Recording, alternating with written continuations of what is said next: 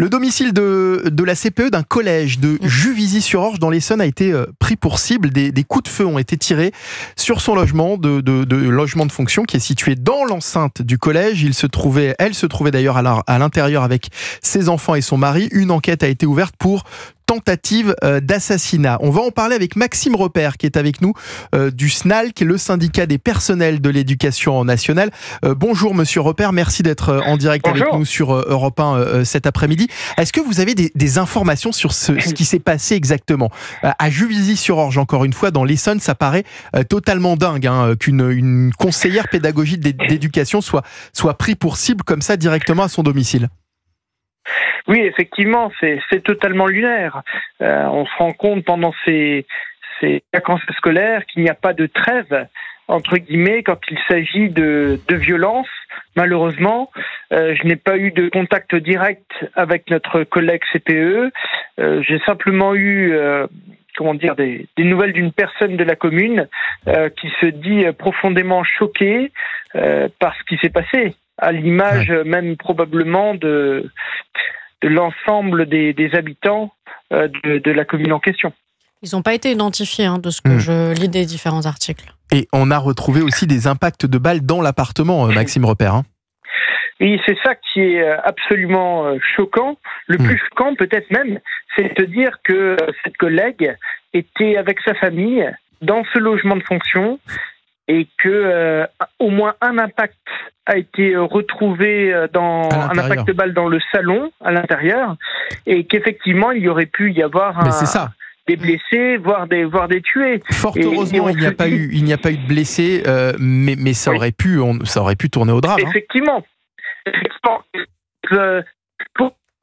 De la sécurisation des abords des établissements, parce que je rappelle que c'est un logement de fonction. Oui. C'est-à-dire qu'on est quand même aux abords d'un établissement scolaire et avec des impacts de balles. Donc là, ça a eu lieu un dimanche, il n'y a pas eu de victimes. Ça aurait très bien pu se passer pendant la période scolaire, en pleine journée. Et il y aurait pu y avoir effectivement un drame. Il y aurait pu avoir des élèves effectivement présents. Écoutez la réaction de cet habitant de Juvisy-sur-Orge qui vit lui en face de ce collège. Écoutez. J'ai entendu deux bruits. C'est la première fois que j'entends des tirs juste à côté de la gare de Juvisy, juste à côté du collège. Il y a la gare à côté, donc il y a forcément du bruit. Mais en soi, c'est calme. Je pense que c'est vraiment ça doit être quelque chose d'exceptionnel parce que c'est la première fois que j'entends ce genre de choses. On arrive clairement à des situations inimaginables. Vous vous rendez compte, pour la victime évidemment et pour sa famille, mais aussi pour les habitants en fait de ces quartiers. On est à Juvisy-sur-Orge, donc dans l'Essonne, en région parisienne. On a cet habitant qui réagit et qui vit en face de ce collège. Mais comment ça peut se passer dans notre pays en plein jour en plus de ça, Maxime Repère? Écoutez, c'est vraiment ce genre d'exemple qui nous montre malheureusement qu'aucun territoire n'est à l'abri quand il s'agit justement de banalisation de la violence en milieu scolaire. Là, on est dans l'Essonne, mais je peux vous assurer malheureusement que vous avez des événements similaires, ou du moins des faits divers tout à fait choquants qui se déroulent un peu partout en France, que l'on soit dans tous les départements. Je rappelle quand même il y a quelques mois qu'une collègue à Chenôve, donc en Bourgogne, avait été la cible, près de Dijon, avait été la cible justement d'un élève qui voulait la tuer. Donc voilà, on pourrait multiplier les exemples à l'après-vert. Toujours est-il que ici c'est une collègue, le logement de fonction d'une collègue qui a été pris pour cible. Demain ce sera des tirs de mortier dans un autre collège ou lycée, etc., etc. Donc malheureusement, on a affaire à l'inacceptable. Maxime Repère, est-ce que la hiérarchie de cette CPE, de cette conseillère pédagogique d'éducation a réagi ? Alors, pas à ma connaissance, je n'ai pas eu de retour, entre guillemets, ça ne veut pas dire qu'il n'y en a pas eu. Toujours est-il que vous avez dans ce genre de situation, j'allais dire, des moments où la hiérarchie est à la hauteur et d'autres où, au contraire, nous sommes dans le pas de vague. Là, il y a une enquête en cours pour tentative d'assassinat. Donc, laissons faire l'enquête. Et bien sûr, au niveau du SNAL, que nous serons très attentifs justement aux réponses qui seront apportées, y compris la réaction de l'institution. On est avec Patricia également de Valoris qui est en ligne au standard d'Europe 1, 01 80 20 39 21. Appelez-nous d'ailleurs si vous avez envie de réagir. Patricia qui est CPE également. Bonjour Patricia. Oui, bonjour à toute l'équipe. Merci d'être en direct avec nous. Oui, j'adore Sarah, j'adore Jules. Et bon aussi Florian. Et ce qui nous manque, c'est toujours le petit scarabée. Pardon, Michael. Et le petit scarabée. Puis bah oui, le petit scarabée. Le petit scarabée devient papillon. Non, c'est le petit scarabée de Pascal. Non, c'est la chenille.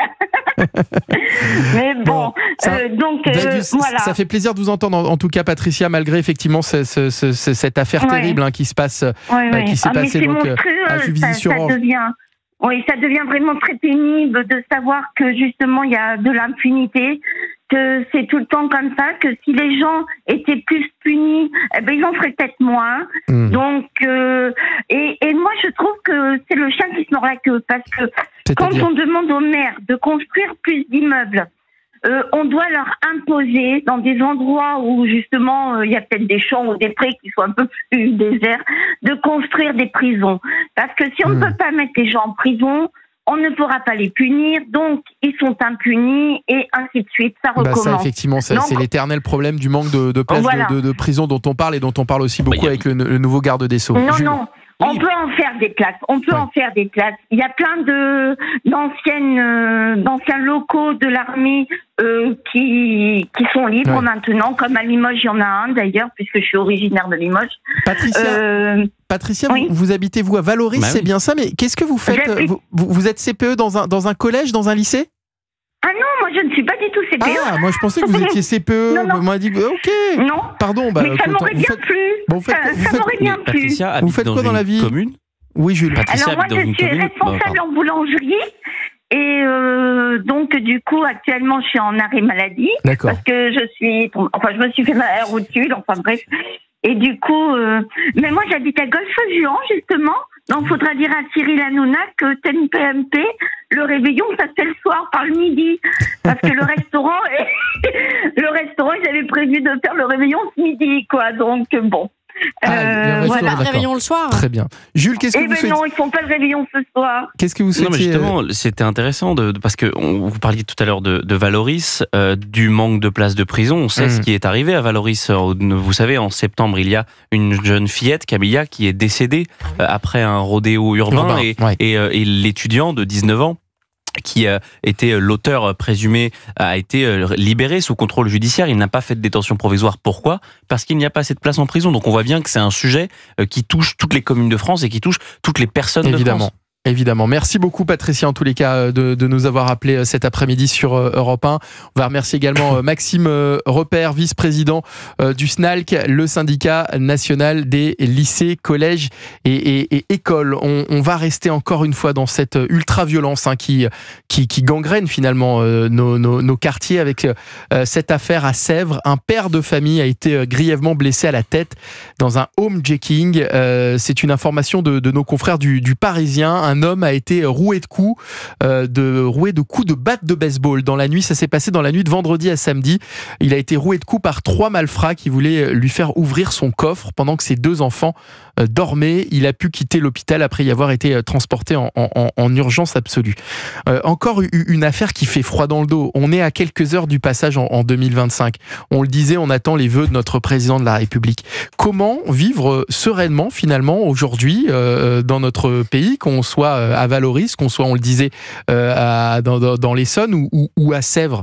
Sèvres, c'est une commune des Hauts-de-Seine. Qui est un département plutôt tranquille, normalement, les Hauts-de-Seine. Ce qui est à noter là, c'est l'ultra-violence. Vincent Roy. C'est l'éclatement de la violence.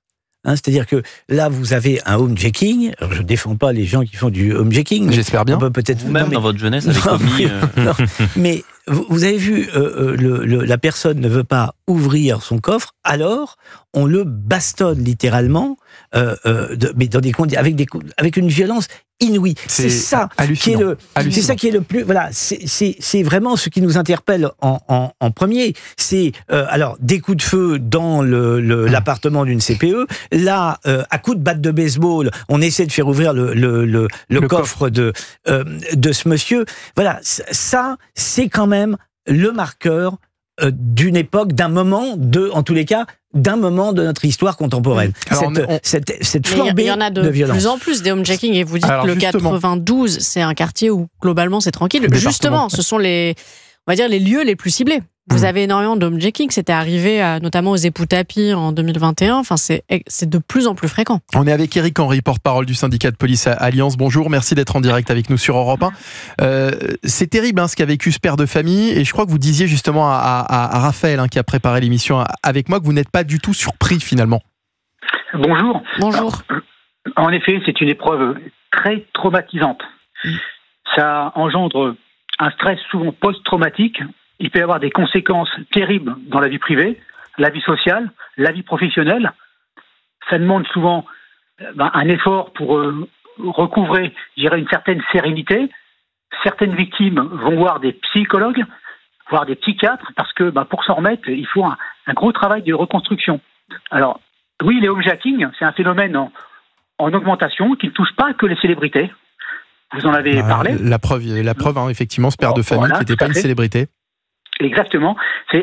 On a affaire souvent à des individus qui s'attaquent à des habitations dans plusieurs quartiers, mais en général sur des zones assez restreintes, et là où pour eux il y aurait de l'argent. D'accord. C'est-à-dire des zones assez résidentielles. Alors ils peuvent utiliser des réseaux sociaux pour repérer leurs victimes, par exemple, ou vous savez, qui régulièrement ne prend pas une photo en bas de chez soi, et ce qui peut être une indication à donner à des individus mal intentionnés. Comment les éviter, ces homejacking, Éric Henry ? Alors déjà, en évitant de s'exhiber sur les réseaux sociaux. Oui. Ça, c'est quand même la première chose à faire. Pas s'exhiber sur les réseaux sociaux, pas mettre en avant des biens, des valeurs, faire état de toute sa vie. Parce que avoir une information à exploiter pour ces individus, ça peut être le début, malheureusement, d'un cauchemar. Alors, il faut aussi faire attention, parce que ces individus, quelquefois, s'échangent des plans entre malfaiteurs.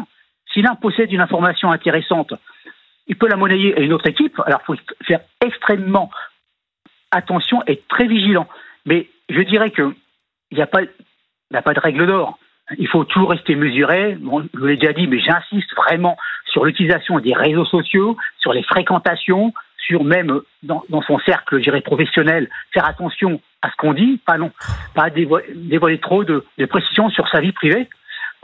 Après, malheureusement, dans une société avec ultra médiatisée, dans une société où il y a une surcommunication par les différents canaux, on n'est pas à l'abri, même si majoritairement ce sont des célébrités qui sont ciblées, mais pas que, parce que malheureusement, l'exemple de Sèvres le démontre. Nathan Devers.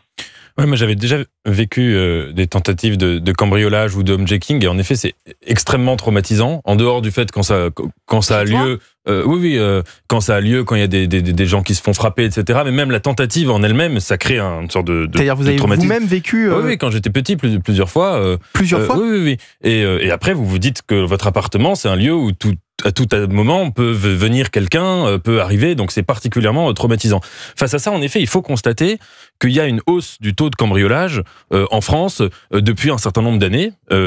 Alors pas partout. Et typiquement dans les Hauts-de-Seine, là, depuis le début de l'année, il y a une baisse de 14%. Et il y a plusieurs raisons qui sont invoquées, mais notamment plusieurs villes qui font des subventions pour que les habitants puissent acheter des alarmes.